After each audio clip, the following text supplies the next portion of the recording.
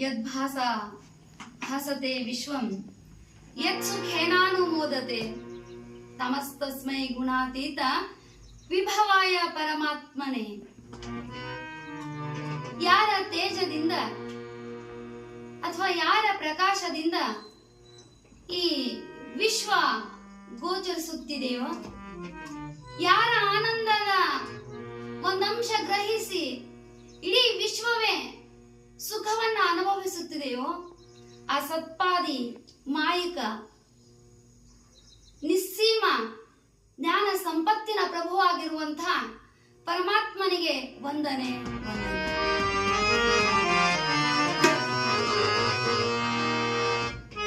ವಿಶೇಷವಾಗಿ ದಾಸ ಶ್ರೇಷ್ಠರಾಗಿರುವಂತಹ ಕನಕದಾಸರು ಯಾರು ಸಂಗಡ ಬಾಹೋರಿಲ್ಲ ಅನ್ನುವಂತಹ ಪದ್ಯವನ್ನ ಕೊಟ್ರಲ್ಲ, ಆ ಪದ್ಯದಲ್ಲಿ ಇರ್ತಕ್ಕಂಥ ವೈರಾಗ್ಯದ ನಿಧಿ ಆಗಿರುವಂಥ ಅರ್ಥ ಗರ್ಭಿತವಾಗಿರುವಂಥ ನಮ್ಮೆಲ್ಲರ ಜೀವನದ ತಿರುಳನ್ನ ವಿಶೇಷವಾಗಿ ಸುಸ್ಪಷ್ಟವಾಗಿ ವಿಚಾರಧಾರೆಯನ್ನ ತೋರಿಸಿಕೊಟ್ಟಿರ್ತಕ್ಕಂಥ ಯಾರು ಸಂಗಡ ಬಾಹೋರಿಲ್ಲ ಈ ಒಂದು ಪದ್ಯದ ವಿಶ್ಲೇಷಣೆಯೊಂದಿಗೆ ಪ್ರವಚನ.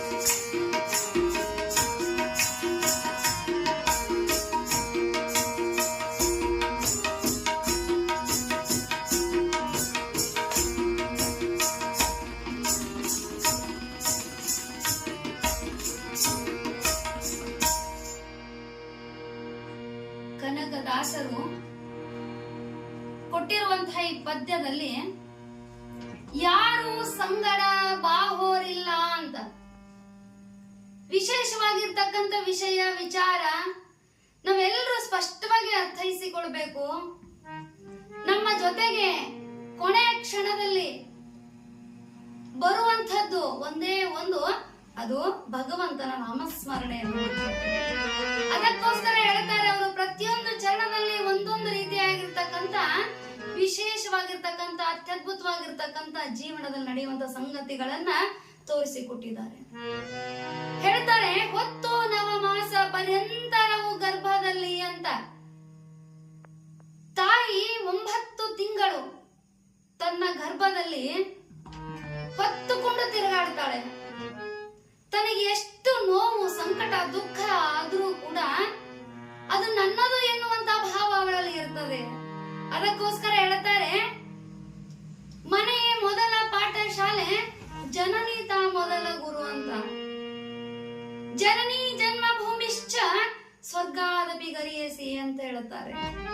Mother and motherland are superior even heaven ಅಂತ ಹೇಳ್ತೇವೆ ನಾವು. ಈವನ್ ಇನ್ ಹೆವನ್ ಅಂತ ಹೇಳ್ತೇವೆ. ಅಂದ್ರೆ ಈ ತಾಯಿ, ಹೆತ್ತ ತಾಯಿ ಮತ್ತು ನಮ್ಮನ್ನ ಹೊತ್ತು ಸಾಕ್ತಾ ಇರುವಂತ ಭೂತಾಯಿ, ಇವರಿಬ್ಬರು ಕೂಡ ಯಾವುದಕ್ಕೆ ಸಮಾನರು ಅಂತ ಹೇಳ್ತಾರೆ ಅಂತಂದ್ರೆ ಸ್ವರ್ಗಕ್ಕೆ ಸಮಾನ. ಸ್ವರ್ಗ ಎಲ್ಲಿದೆ ಅಂತ ಹುಡುಕೋದು ಬೇಡ, ನರಕ ಎಲ್ಲಿದೆ ಅಂತ ಹುಡುಕೋದು ಬೇಡ ಅಂತ. ನಮ್ಮ ಒಳಗಡೆ ಸ್ವರ್ಗ ಇದೆ ಅಂತ, ಸ್ವರ್ಗ ಇಲ್ಲಿಯೇ ಇದೆ ಅಂತ ಹೇಳ್ತಾರೆ. ಯಾಕಂತಂದ್ರೆ ತಾಯಿ ಎಷ್ಟೋ ಕಷ್ಟ ಪಡ್ತಾಳೆ, ಅದು ನನ್ನದು ನಂದು ಅಂತಕ್ಕಂಥದ್ದನ್ನ ಹೇಳ್ತಾಳೆ.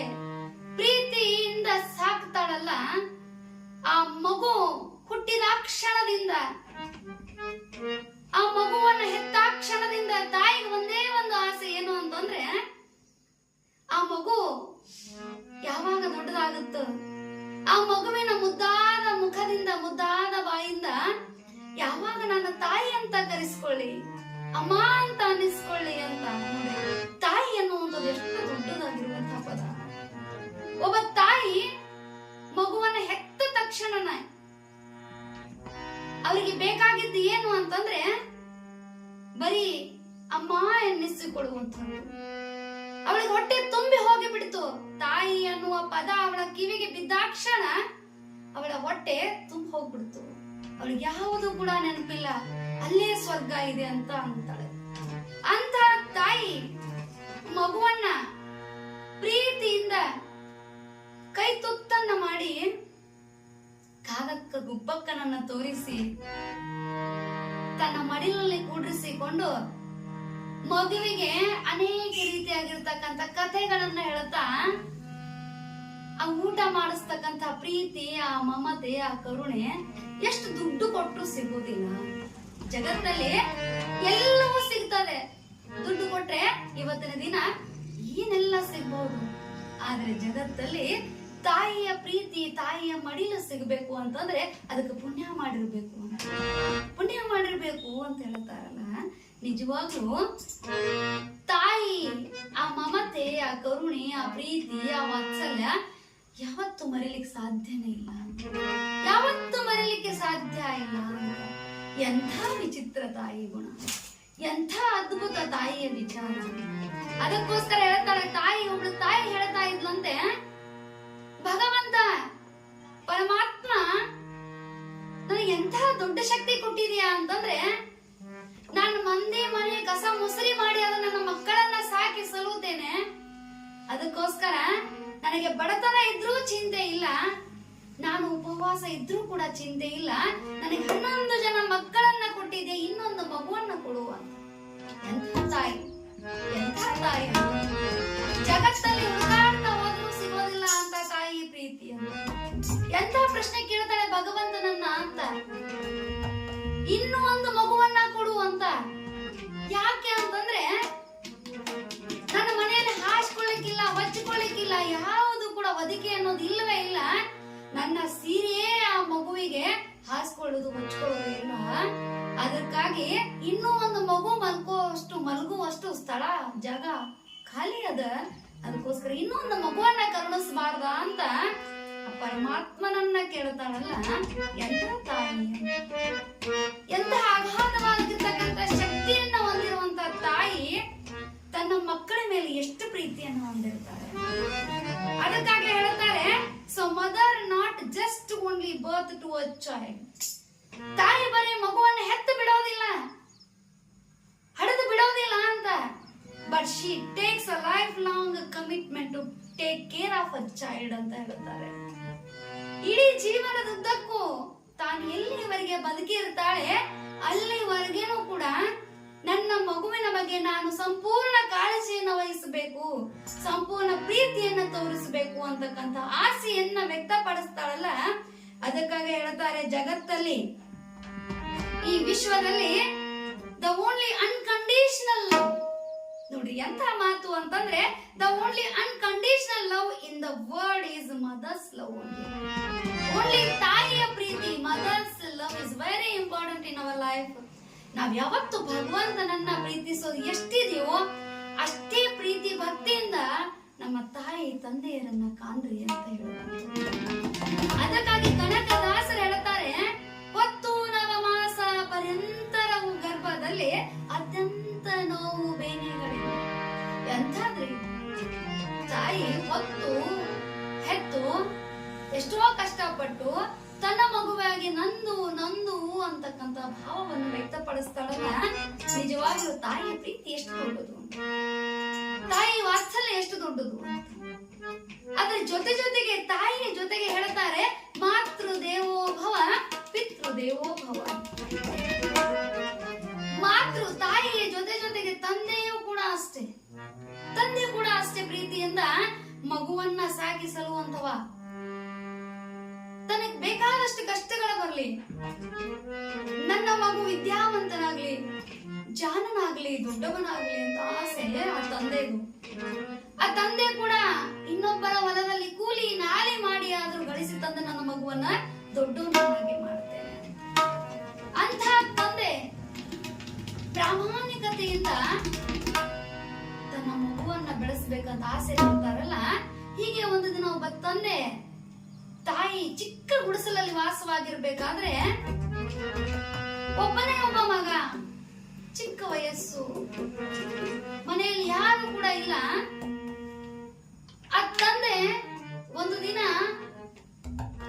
ಮೈ ಮೇಲೆ ಅದೇ ಬೆನ್ನ ಮೇಲೆ ಹರಿದಿರ್ತಕ್ಕಂಥ ಹರಕ ಬಟ್ಟೆಯನ್ನು ತೊಟ್ಕೊಂಡು ಒಬ್ಬ ಸಾಹುಕಾರನ ಮಗನ ಮದುವೆಗೆ ಹೋಗಿರ್ತಾನೆ. ಹೋದಾಗ ಹೆಗಲ ಮೇಲೆ ಟವಲ್ ಇರ್ತದೆ, ವಸ್ತ್ರ ಇರ್ತದೆ, ಅದನ್ನ ಹಾಕೊಂಡು ಹಾಗೆ ಸಾಹುಕಾರನ ಮಗನ ಮದುವೆಗೆ ಹೋದಾಗ ಆ ಮದುಮಕ್ಕಳ ತಲೆ ಮೇಲೆ ಅಕ್ಷತೆಯನ್ನ ಹಾಕಬೇಕಂತ ತಿಳ್ಕೊಂಡು ಅಕ್ಷತೆಯನ್ನ ಹಾಕ್ತಿರ್ಬೇಕಾದ್ರೆ ಹೆಗಲ್ ಮೇಲೆ ಇರ್ತಕ್ಕಂಥ ವಸ್ತ್ರ ಟವಲ್ ಬೀಳ್ತದೆ ಜಾರಿ. ಅದನ್ನ ಬಗ್ಗೆ ತಗೊಳ್ಬೇಕು ಅಂತ ಹೋಗ್ಬೇಕಾದ್ರೆ ಪಕ್ಕದಲ್ಲಿರ್ತಕ್ಕಂಥ ಒಬ್ಬ ವ್ಯಕ್ತಿ ಹೇಳ್ತಾನಂತೆ, ಅಲ್ಲ ಇಷ್ಟು ದೊಡ್ಡ ಸಾಹುಕಾರನ ಮಗನ ಮದುವೆಗೆ ಬಂದಿಯಲ್ಲ, ನಿನಗೊಂದು ಚಲೋ ಒಳ್ಳೆ ಅಂಗಿ ಸಿಗ್ಲಿಲ್ಲೇನು, ನಿನಗೆ ಒಳ್ಳೆ ಒಂದು ಬಟ್ಟೆ ಸಿಗ್ಲಿಲ್ಲೇನು ಅಂತ ಕೇಳುತ್ತಾನಂತೆ. ಆಗ ಆ ತಂದೆ ಕಣ್ಣಲ್ಲಿ ನೀರು ಬರಲಿಕ್ಕೆ ಶುರು ಆಗುತ್ತೆ. ಆಗ ತಂದೆ ಕೆಳಗಡೆ ಬಿದ್ದಿರ್ತಕ್ಕಂಥ ಟವಲನ್ನ ವಸ್ತ್ರವನ್ನ ಹೆಗಲ ಮೇಲೆ ಹಾಕ್ತಾ ಹೇಳ್ತಾನಂತೆ ಆ ವ್ಯಕ್ತಿಗೆ, ಏನಿಲ್ಲ ನನ್ನ ಮಗ ದೊಡ್ಡವನಾಗಿದ್ದಾನೆ, ಇನ್ನೇನು ಕೆಲವು ದಿನಗಳು ನಾನು ಒಳ್ಳೆ ಬಟ್ಟೆ ಧರಿಸ್ತೇನೆ ಅಂತ ಅಷ್ಟೇ ಹೇಳಿ ಹೊಲದಲ್ಲಿ ಕೂಲಿ ನಾಲಿ ಮಾಡ್ತಾ ಕಬ್ಬು ಎಲ್ಲ ಸೇರಿ ಮನೆಗೆ ಬರ್ಬೇಕಾದ್ರೆ ಹೊತ್ತು ಮುಳುಗಿರ್ತದೆ.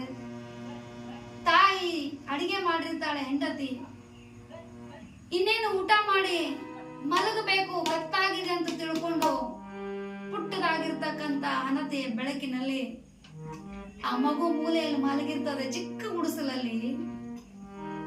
ಆಗ ಒಂದೆರಡು ರೊಟ್ಟಿ ಉಣ್ತಾನೆ, ಇನ್ನೇನು ಮಲ್ಕೊಳ್ಬೇಕು ಅನ್ನುವಂತ ಸಂದರ್ಭದಲ್ಲಿ ಒಂದು ಫೋನ್ ಬರ್ತದೆ ಅಪ್ಪನಿಗೆ. ಅಪ್ಪನಿಗೆ ಅಪ್ಪ ಫೋನ್ ತಗೊಂಡು ಮಾತಾಡ್ತಾರೆ. ಆ ಫೋನ್ ಅಲ್ಲಿ ಹೇಳ್ತಾರಂತೆ, ರೇಷನ್ ಗಾಡಿ ಬಂದಿದೆ, ಅಕ್ಕಿ ಲೋಡ್ ಇಳಿಸ್ಬೇಕಾಗಿದೆ, ನೀನು ಬಂದ್ರೆ ಈಗ 2,000 ರೂಪಾಯಿ ಕೊಡ್ತೀನಿ 1 ಗಂಟೆಯಲ್ಲಿ. ಆಗ ಹೆಂಡತಿನ ಕರೆದು ಹೇಳ್ತಾನಂತೆ, ಬೇಗ ಒಂದ್ ತಮ್ಗೆ ನೀರು ಕೊಡು ಅಂತ. ನೀರ್ ತಗೊಂಡು ಬರ್ತಾಳೆ ಹೆಂಡತಿ. ಗಡಬಡಿಸಿ ಬಡಬಡ ಅಂತ ನೀರು ಕುಡಿಲಿಕ್ಕೆ ಶುರು ಮಾಡ್ತಾರೆ. ಆಗ ಹೆಂಡತಿ ಕೇಳ್ತಾಳಂತೆ, ಯಾಕಿಷ್ಟು ನಿಮ್ದು ಅವಸರ, ಗಡಿಬಿಡಿ ಏನಾಗಿದೆ, ಎಲ್ಲಿಗೆ ಹೋಗ್ತಿದ್ದೀರಾ ಅಂತ ಕೇಳ್ತಾಳೆ. ಏನಿಲ್ಲ, ರೇಷನ್ ಗಾಡಿ ಬಂದಿದೆ, ಅಕ್ಕಿ ಮೂಟೆ ಇಳಿಸಬೇಕು, 1 ಗಂಟೆಗೆ 2,000 ರೂಪಾಯಿ ಕೊಡ್ತಾರೆ. ಆಗ ಹೆಂಡತಿ ಕಣ್ಣಲ್ಲಿ ನೀರು ಬರ್ಲಿಕ್ಕೆ ಶುರು. ಅದೇ ಒಂದು ಮೂಲೆಯಲ್ಲಿ ಕುಳಿತ ಅಳ್ಲಿಕ್ಕೆ ಶುರು ಮಾಡ್ತಾಳೆ ಆ ತಾಯಿ ಹೆಂಡತಿ. ಅವಳ ಕಣ್ಣಲ್ಲಿ ನೀರು ತುಂಬಿಕೊಂಡು ಹರಿತವೆ. ಅವಳು ಒಂದು ಮಾತು ಹೇಳ್ತಾಳಂತೆ ಗಂಡನಿಗೆ, ಕತ್ತಾಯ್ತು, ಊಟ ಮಾಡಿ ಮಲಗಬೇಕು, ಇಷ್ಟು ತನಕ ದುಡಿದು ಬಂದಿದ್ದೀರಿ, ದಣಿವಾಗಿದೆ, ಸಾಕು ಮಲ್ಕೊಳ್ಳಿ. ಯಾಕಂತಂದ್ರೆ ನಿಮಗೇನಾದ್ರೂ ಆದ್ರೆ ನನಗೆ ಯಾರು ಇಲ್ಲ. ನನ್ನ ತವರ ಮನೆಯಲ್ಲೂ ತಂದೆ ತಾಯಿ ಹುಟ್ಟಿದವರೆಲ್ಲ ತೀರಿ ಹೋಗ್ಯಾರ. ನಿಮ್ಮ ಹತ್ರನೂ ಕೂಡ ನನಗೆ ಯಾರು ಇಲ್ಲ. ನನಗೆ ಉಳಿದಿರೋದು ಹಣೆಯ ಮಾಲಿನ ಒಂದು ಕುಂಕುಮ ಮಾತ್ರ, ಅದು ನೀವು. ಆದ ಕಾರಣ ನನ್ನನ್ನು ಬಿಟ್ಟು ಹೋಗ್ಬೇಡಿ, ನಿಮಗೇನಾದ್ರೂ ಆದ್ರೆ ನಾನು ಯಾಕೆ ಬದುಕಲಿ ಅಂತಂದಾಗ ತಾಯಿ ಕಣ್ಣೀರನ್ನ ಒರೆಸ್ತಾ ತಲೆ ಮೇಲೆ ಕೈ ಇಟ್ಟು ಆ ಗಂಡ ಹೇಳ್ತಾನಂತೆ, ಹೆಂಡತಿಗೆ ಹೇಳ್ತಾನಂತೆ, ಅಳಬೇಡ ಅಳಬೇಡ, ನಾನು ಯಾವ್ದಕ್ಕಾಗಿ ಹೋಗ್ತೀನಿ, ಯಾರಿಗಾಗಿ ಹೋಗ್ತೀನಿ ಅಂತಂದ್ರೆ ಅಲ್ಲಿ ಮಲಗಿದಾನಲ್ಲ ಆ ನನ್ನ ಪುಟ್ಟ ಮಗನಿಗಾಗಿ ಹೋಗ್ತಾ ಇದ್ದೀನಿ. ಆ ಪುಟ್ಟ ಮಗನಿಗಾಗಿ ನಾನು ಹೋಗ್ತಾ ಇದ್ದೀನಿ. ಆ ಮಗ ದೊಡ್ಡವಾಗಬೇಕು, ಆ ಮಗ ವಿದ್ಯಾವಂತನಾಗಬೇಕು, ಆ ಮಗನಿಗೆ ನಾನು ಶಾಲೆ ಕಲಿಸಬೇಕು, ಶಿಕ್ಷಣ ಕೊಡಿಸಬೇಕು. ಅದಕ್ಕೋಸ್ಕರ 1 ಗಂಟೆಯಲ್ಲಿ ಮರಳಿ ಬರ್ತೇನೆ ಅಂತ ಹೇಳಿ ಕಣ್ಣೀರು ಒರೆಸಿ ಹೆಗಲ ಮೇಲೆ ಅದೇ ಟವೆಲ್ ಹಾಕೊಂಡು ಓಡೋಡ್ತಾ ಹೋಗ್ಬಿಡ್ತಾನೆ. ನಮ್ಗೆ ಇಷ್ಟೇ ಅರ್ಥ ಆಗಬೇಕು, ನಿಜವಾಗ್ಲೂ ನಾವು ಜೀವನದಲ್ಲಿ ಅರ್ಥೈಸಿಕೊಳ್ಳಬೇಕು. In our life who is God ಅಂತ ಕೇಳಿದ್ರೆ ಓನ್ಲಿ ಅವರ್ ಪೇರೆಂಟ್ಸ್ ಅಂತ ಹೇಳಬೇಕು. ಓನ್ಲಿ ಅವರ್ ಪೇರೆಂಟ್ಸ್ ಅಂತ ಹೇಳಬೇಕು. ನನ್ನ ತಂದೆ ನನ್ನ ತಾಯಿಯೇ ದೇವರು ಅಂತ. ಯಾವ ಗುಡಿ ಗುಂಡಾರದಲ್ಲಿ ಹುಡುಕಾಡೋದು ಬೇಡ. ಎಲ್ಲಿಯೂ ಸ್ವರ್ಗ ನರಕ ಇಲ್ಲ, ಇಲ್ಲಿ ಇದೆ ನನ್ನ ಮನೆಯಲ್ಲಿ. ನನ್ನ ತಂದೆ ತಾಯಿಯ ಪಾದ ಸೇವೆ ಮಾಡಿದ್ರೆ ನನಗೆ ಭಗವಂತ ಒಲಿತಾನೆ, ಇಲ್ಲಿ ನನಗೆ ಸ್ವರ್ಗ ಇದೆ ಅಂತ. ಅಂಥ ತಾಯಿಯ ಪ್ರೀತಿ, ಅಂಥ ತಂದೆಯ ವಾತ್ಸಲ್ಯ, ಇಬ್ಬರು ತಂದೆ ತಾಯಿಗಳು ನಿಜವಾಗಲೂ ಬಹಳಷ್ಟು ಕಷ್ಟಪಟ್ಟು ದುಡಿದು ಮಂದಿ ಮನೆ ಕಸ ಮುಸುರಿ ಮಾಡಿಯೋ ಕೂಲಿ ನಾಲಿ ಮಾಡಿಯೋ ಆ ಮಗುವಿಗೆ ಒಂದಿಷ್ಟು ಅನ್ನ ಕೊಟ್ಟು ಮೈ ತುಂಬಾ ಬಟ್ಟೆ ಧರಿಸಿ, ತಾವು ಬಟ್ಟೆ ಹಾಕಿದ್ರೂ ಚಿಂತೆ ಇಲ್ಲ, ನನ್ನ ಮಗು ಮೈ ತುಂಬಾ ಸುಂದರವಾಗಿರ್ತಕ್ಕಂಥ ಬಟ್ಟೆಯನ್ನು ತೊಡಬೇಕು, ಕಾಲಲ್ಲಿ ಬೂಟ್ ಹಾಕಬೇಕು ಅಂತಕ್ಕಂಥ ಆಸೆಯನ್ನು ವ್ಯಕ್ತಪಡಿಸಿರ್ತಕ್ಕಂಥ ತಂದೆ ತಾಯಿ ಎಲ್ಲವನ್ನ ಮಾಡ್ತಾರೆ, ದೊಡ್ಡವರನ್ನಾಗಿ ಮಾಡ್ತಾರೆ. ಇಡೀ ತಮ್ಮ ಜೀವನವನ್ನೇ ತಮ್ಮ ಮಕ್ಕಳಿಗಾಗಿ ಸರ್ವಸ್ವವನ್ನೇ ಎಲ್ಲ ತ್ಯಾಗ ಮಾಡ್ತಾರೆ. ಆದ್ರೆ ಒಂದು ಮಾತು ನಮಗೆ ಅರ್ಥ ಆಗಬೇಕು, ನಮಗೇನಾದ್ರೂ ತೊಂದರೆಯಾಗಿ ಅಥವಾ ಯಾವುದೋ ಒಂದು ಅನಾರೋಗ್ಯಕ್ಕೀಡಾಗಿ ನಾವು ತೀರಿ ಹೋದ್ರೆ, ನಾವು ಮರಣ ಹೊಂದಿದ್ರೆ, ನಮ್ಮ ತಂದೆ ತಾಯಿ ಅತ್ತು ಕರೀತಾರೆ, ಬಹಳಷ್ಟು ದುಃಖ ಪಡ್ತಾರೆ, ಸಂಕಟ ಪಡ್ತಾರೆ, ಕಣ್ಣೀರ್ ಹಾಕ್ತಾರೆ, ಗೋಗರಿತಾರೆ. ಪರಮಾತ್ಮ ಕೊಟ್ಟಿರ್ತಕ್ಕಂಥ ಒಂದು ಮಗುವನ್ನು ನೀನು ಕಸ್ಕೊಂಡಲ್ಲ ಅಂತ ಹತ್ತು ಕಣ್ಣೀರ್ ಹಾಕಿ 3 ದಿನ 4 ದಿನ 5 ದಿನ 1 ತಿಂಗಳು 1 ವರ್ಷ ಊಟ ಬಿಡ್ತಾರೆ. ಆದ್ರೂ ಕೂಡ ಅನಿವಾರ್ಯ ಆ ತೀರಿ ಹೋಗಿರ್ತಕ್ಕಂಥ ಮಕ್ಕಳ ಜೊತೆ ತಂದೆ ತಾಯಿ ಕೂಡ ಬೆನ್ನತ್ತಿ ಬರುವುದಿಲ್ಲ. ಅದಕ್ಕಾಗಿ ನಾವು ಅರ್ಥೈಸಿಕೊಳ್ಬೇಕು, ನಾವು ಹೋಗುವಾಗ ನಾವು ಒಬ್ಬರೇ ಹೋಗಬೇಕು. ನಮ್ಮ ಹೆತ್ತ ತಂದೆ ತಾಯಿ ಕೂಡ ಸುಳ್ಳಾಗುತ್ತಾರೆ. ಅದಕ್ಕಾಗಿ ಹೇಳ್ತಾರೆ, ಹತ್ತು ಕರೆಯವರಲ್ಲದೆ ಬೆನ್ನ ಹತ್ತಿ ಬರುವರೆ ಅಂತ. ಇಲ್ಲ, ಅವರು ಕೂಡ ಏನ್ ಮಾಡ್ತಾರೆ, ಬೆನ್ನ ಹತ್ತಿ ಯಾರು ಕೂಡ ಬರೋದಿಲ್ಲ. ಅಷ್ಟೆಲ್ಲ ಪ್ರೀತಿ ವಾತ್ಸಲ್ಯ ಕರುಣೆ ತೋರಿದ್ರು ಕೂಡ ತಂದೆ ತಾಯಿ ಸುಳ್ಳಾದ್ರು, ನಮ್ಮ ಜೊತೆ ಯಾರು ಕೂಡ ಬರೋದಿಲ್ಲ. ಅದಕ್ಕಾಗಿ ಹೇಳ್ತಾರೆ, ಯಾರು ಸಂಗಡ ಯಾವೋರಿಲ್ಲ. ಅರ್ಥೈಸಿಕೊಳ್ಬೇಕು. ಅದಕ್ಕೋಸ್ಕರ ತಂದೆ ತಾಯಿ ನಮ್ಮ ಜೀವನದಲ್ಲಿ ಸುಳ್ಳಾದ್ರು, ನಮ್ಮ ಜೊತೆ ಅವರು ಕೂಡ ಬರೋದಿಲ್ಲ ಅಂತಂದ್ರೆ ಮುಂದಿನ ಚರಣದಲ್ಲಿ ಏನ್ ಹೇಳಿದ್ದಾರೆ ಅಂತ